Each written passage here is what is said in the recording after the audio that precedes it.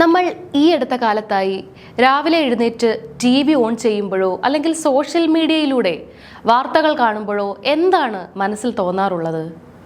ഒന്ന് ആലോചിച്ച് നോക്കിക്കേ. പ്രത്യേകിച്ച് നമ്മുടെ ഉത്തരേന്ത്യൻ സംസ്ഥാനങ്ങളിൽ നിന്നൊക്കെ വരുന്ന വാർത്തകൾ കാണുമ്പോൾ വലിയ ഞെട്ടലൊന്നും ഇപ്പോൾ നമ്മളിൽ ആർക്കും ഉണ്ടാകാറില്ല. കാരണം അത്തരം അക്രമ സംഭവങ്ങളും ന്യൂനപക്ഷ വേട്ടയാടലുകളും അവിടെ ഒരു നിത്യസംഭവമായി അല്ലെങ്കിൽ ഒരു പതിവായി മാറിക്കഴിഞ്ഞിരിക്കുകയാണ്. ആളുകൾ അതിനോട് പൊരുത്തപ്പെട്ടു എന്ന രീതിയിലാണ് കാര്യങ്ങൾ ഇപ്പോൾ മുന്നോട്ട് പോകുന്നത്. ഇപ്പോൾ ഇതാ കഴിഞ്ഞ ദിവസം മധ്യപ്രദേശിലെ ജബൽപൂരിൽ നിന്ന് വന്ന ഒരു വാർത്തയുണ്ട്. വിദ്യാലയങ്ങൾ എന്ന് പറഞ്ഞാൽ നമ്മൾ അറിവ് നേടുന്ന സ്ഥലമാണ്, വളരെ പവിത്രമായി കാണുന്ന ഇടം. അവിടുത്തെ സെന്റ് അലോഷ്യസ് സീനിയർ സെക്കൻഡറി സ്കൂളിലേക്ക് ഒരു കൂട്ടം ബജ്രംഗ് ദൾ സംഘപരിവാർ പ്രവർത്തകർ ആയുധങ്ങളുമായി ഇരച്ചു കയറുകയാണ്. എന്നിട്ട് എന്താണ് ചെയ്തത്? ജയ് ശ്രീറാം വിളികളോടെ ആ സ്കൂളിന്റെ ജനലുകളും കസേരകളും ഓഫീസും ഒക്കെ തല്ലി തകർത്തു.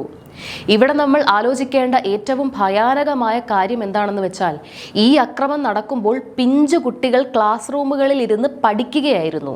ആ കുട്ടികളുടെ മാനസികാവസ്ഥ ഒന്ന് ആലോചിച്ച് നോക്കൂ. തൊട്ടപ്പുറത്ത് ആക്രമികൾ വലിയ ശബ്ദത്തിൽ മുദ്രാവാക്യം വിളിച്ച് സ്കൂളുകൾ തകർക്കുമ്പോൾ ആ കുട്ടികൾ എത്രമാത്രം ഭയന്നിട്ടുണ്ടാകും.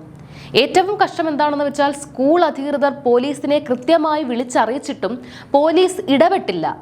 അവർ കാഴ്ചക്കാരായി നിന്നു എന്നതാണ് ആക്ഷേപം ഉയരുന്നത്.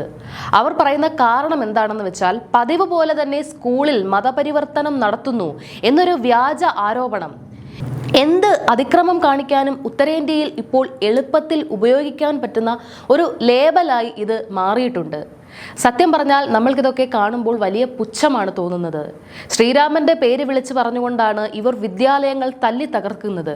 പക്ഷേ ഈ പറയുന്ന ആളുകൾ തന്നെയാണ് അയോധ്യയിലെ രാമക്ഷേത്രത്തിന്റെ പേരിൽ വരെ വലിയ കൊള്ളയടികൾ നടത്തുന്നതും. അവിടെ അഴിമതി നടത്തുന്നത് ഇതേ ആളുകൾ തന്നെയാണ്.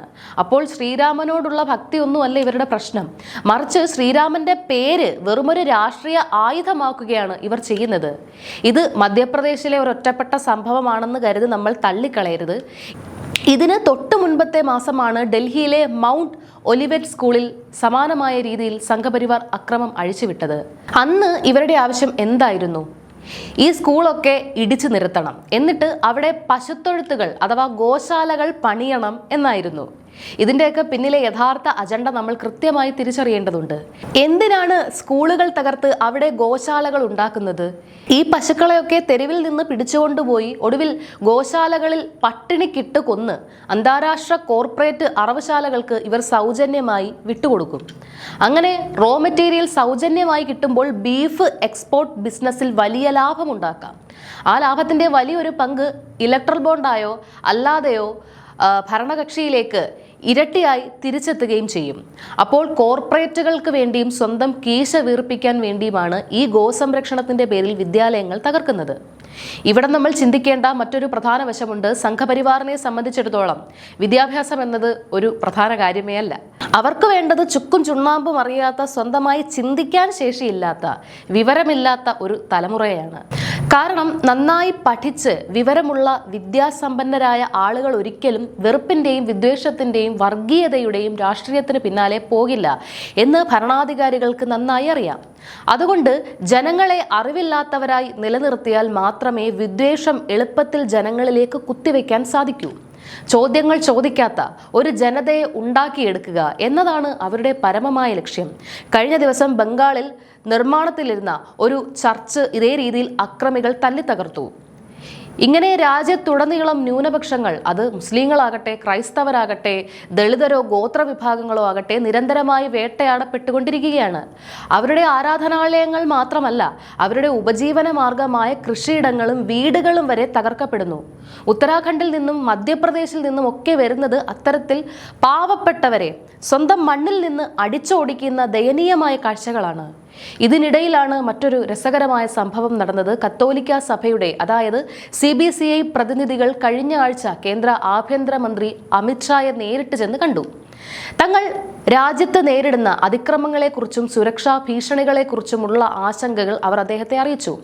ഇത് വാർത്തകളിൽ കണ്ടപ്പോൾ തോന്നിയത് നമ്മൾ നാട്ടിൽ പറയാറുള്ള ഒരു പഴഞ്ചൊല്ലുണ്ട്, കുറുക്കന്റെ കയ്യിൽ കോഴിയെ ഏൽപ്പിക്കുക എന്ന് പറയാറില്ലേ, അതുപോലെയാണ് ഇതും തോന്നിയത്. കാരണം രാജ്യത്ത് നടക്കുന്ന ഈ അക്രമങ്ങൾക്കെല്ലാം അണിയറയിൽ രാഷ്ട്രീയ സ്പോൺസർഷിപ്പ് നൽകുന്നതും അക്രമികളെ സംരക്ഷിക്കുന്നതും ആരാണ്? ഭയപ്പെടുത്തി കീഴ്പ്പെടുത്തുക എന്ന ലക്ഷ്യത്തോടെ പ്രവർത്തിക്കുന്ന ഭരണകൂടത്തിന്റെ ആഭ്യന്തര വകുപ്പ് കൈകാര്യം ചെയ്യുന്ന ആളുകളെ ചെന്ന് കണ്ട് ഞങ്ങൾ ആക്രമിക്കപ്പെടുന്നു എന്ന് പരാതി പറഞ്ഞിട്ട് എന്തെങ്കിലും കാര്യമുണ്ടോ? ഒരു കാര്യവുമില്ല. അതുകൊണ്ട് ഒരു മാറ്റവും ഉണ്ടാകാനും പോകുന്നില്ല. ഇനി നമ്മൾ കാണേണ്ടത് ഇതിന്റെ പിന്നിലെ വലിയൊരു രാഷ്ട്രീയ അജണ്ടയാണ്. പാർലമെന്റിന്റെ വർഷകാല സമ്മേളനം ഈ 20-ാം തീയതി മുതൽ ആരംഭിക്കാൻ പോവുകയാണ്. ഇതിൽ സർക്കാർ ഏറ്റവും പ്രധാനമായി ഷെഡ്യൂൾ ചെയ്തിരിക്കുന്ന ഒരു ബില്ല് FCRA ബില്ലാണ്, അതായത് ഫോറിൻ ഫണ്ടിങ് തടയാൻ വേണ്ടിയുള്ള നിയമം. ഇത് ആരെയാണ് ലക്ഷ്യം വെക്കുന്നത് എന്ന് നമ്മൾ അരിയാഹാരം കഴിക്കുന്നവർക്ക് കൃത്യമായി മനസ്സിലാകും. രാജ്യത്തെ സന്നദ്ധ സംഘടനകളെയും ന്യൂനപക്ഷ സ്ഥാപനങ്ങളെയും സാമ്പത്തികമായി പൂട്ടിക്കുക എന്നതാണ് ഇതിന്റെ ഉദ്ദേശം. അതേസമയം സംഘപരിവാറിന് ഫണ്ടിന്റെ എന്തെങ്കിലും കുറവുണ്ടോ?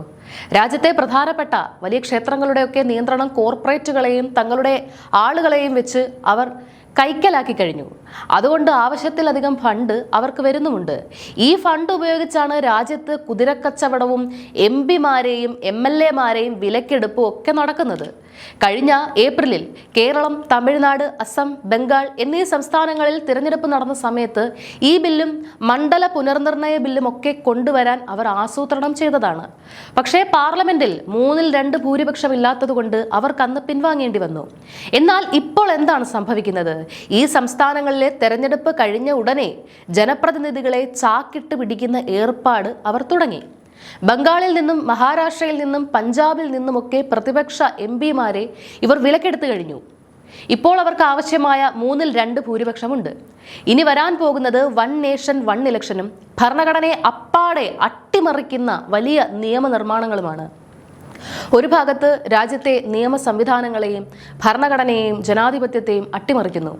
മറുഭാഗത്ത് അക്രമങ്ങളും ആൾക്കൂട്ട കൊലപാതകങ്ങളും നടത്തി ജനങ്ങളെ ഭയപ്പെടുത്തി കീഴ്പ്പെടുത്താൻ നോക്കുന്നു. ഇതിനിടയിലാണ് ബാബ രാംദേവിനെ പോലെയുള്ളവർ വന്നിട്ട് മാധ്യമങ്ങൾക്ക് മുന്നിൽ പറയുന്നത്, രാജ്യം ഹിന്ദു രാഷ്ട്രമായാലും ആരും ഭയപ്പെടേണ്ട, ഇവിടെ മുസ്ലിങ്ങളുടെയും ക്രിസ്ത്യാനികളുടെയും അവകാശങ്ങളൊന്നും നഷ്ടപ്പെടില്ല എന്ന്. എന്തൊരു തമാശയാണ്! നിലവിൽ ഈ രാജ്യം ഒരു മതേതര രാജ്യമാണ്. അതങ്ങനെ തന്നെ തുടരുകയും ചെയ്യും. അതിനവരുടെ സർട്ടിഫിക്കറ്റിന്റെ ആവശ്യമില്ല. മറ്റൊരു വശത്ത് രാജ്യത്തെ യഥാർത്ഥ പ്രശ്നങ്ങളിൽ നിന്ന് ജനങ്ങളുടെ ശ്രദ്ധ തിരിക്കുകയാണ് ഇവർ ചെയ്യുന്നത്. ലഡാക്കിൽ തങ്ങളുടെ അവകാശങ്ങൾക്ക് വേണ്ടി സോനം വാങ്ചുക്കിന്റെ നേതൃത്വത്തിൽ ജനങ്ങൾ ദിവസങ്ങളായി നിരാഹാര സമരം കിടക്കുന്നു. ഡൽഹിയിലെ ജന്തർ മന്ദറിൽ വിദ്യാർത്ഥികൾ സമരം ചെയ്യുന്നു. ഇതൊന്നും കാണാനോ കേൾക്കാനോ ഈ ഫാസിസ്റ്റ് ഭരണകൂടത്തിന് സമയമില്ല. ചാവാൻ കിടക്കുന്നവർ ചാവട്ടെ, ഒരു തെരുവ് പട്ടിയുടെ വില പോലും സാധാരണക്കാരനില്ല എന്ന മനോഭാവമാണ് കേന്ദ്ര ഗവൺമെന്റിന്റെ ഭാഗത്ത് നിന്നും ഉണ്ടാകുന്നത്. കോർപ്പറേറ്റുകൾക്ക് വേണ്ടി മാത്രമാണ് ഈ ഭരണകൂടം മുന്നോട്ട് പോകുന്നത്. ഇപ്പോഴും ഈ ഭരണകൂടത്തിന് വേണ്ടി കുഴലൂത്ത് നടത്തുന്ന, അല്ലെങ്കിൽ ഞങ്ങൾക്കിപ്പോൾ ഭരണകൂടത്തിൽ നിന്ന് കിട്ടേണ്ട ആനുകൂല്യങ്ങൾ കിട്ടുന്നുണ്ട്, അതുകൊണ്ട് ഞങ്ങൾ സുരക്ഷിതരാണ് എന്ന് കരുതുന്ന ചില ആളുകളുണ്ട്. അവരോട് ഒന്നേ പറയാനുള്ളൂ, ഇപ്പോൾ കത്തിവെച്ചിരിക്കുന്നത് വിദ്യാലയങ്ങളുടെയും പാവപ്പെട്ടവന്റെ ആരാധനാലയങ്ങളുടെയും കഴുത്തിലാണ്. ഇത് നമ്മൾ കണ്ടില്ലെന്ന് നടിച്ചാൽ, ഈ അതിക്രമങ്ങൾക്കെതിരെ ഇന്ന് പ്രതികരിച്ചില്ലെങ്കിൽ ആ കത്തി നിങ്ങളുടെയൊക്കെ കഴുത്തിലും എത്തുന്ന കാലം വിദൂരമല്ല. ഈ തിരിച്ചറിവ് വളരെ പ്രധാനമാണ്. പക്ഷേ സംഘപരിവാറും ഈ ഫാസിസ്റ്റ് ഭരണകൂടവും മനസ്സിലാക്കേണ്ട ഒരു കാര്യമുണ്ട്. ഇന്ത്യ എന്ന് പറയുന്ന ഈ മഹാരാജ്യം വൈവിധ്യങ്ങളുടേതാണ്. അക്രമം കൊണ്ടോ ഭയം കൊണ്ടോ ഇവിടുത്തെ ജനങ്ങളെ അടിച്ചമർത്താം എന്ന് നിങ്ങൾ വിചാരിക്കുന്നുണ്ടെങ്കിൽ അത് നിങ്ങളുടെ വെറും വ്യാമോഹം മാത്രമാണ്. ഈ രാജ്യം അതിൻ്റെ മതേതരത്വ മൂല്യങ്ങളോടെ തന്നെ മുന്നോട്ട് പോകും. ജനങ്ങൾ ഇതിനെതിരെ പ്രതികരിക്കുക തന്നെ ചെയ്യും. ഈ ഒരു വിഷയത്തെക്കുറിച്ച് നിങ്ങളുടെ അഭിപ്രായങ്ങൾ താഴെ കമൻറ്റ് ബോക്സിൽ രേഖപ്പെടുത്തുക. നന്ദി.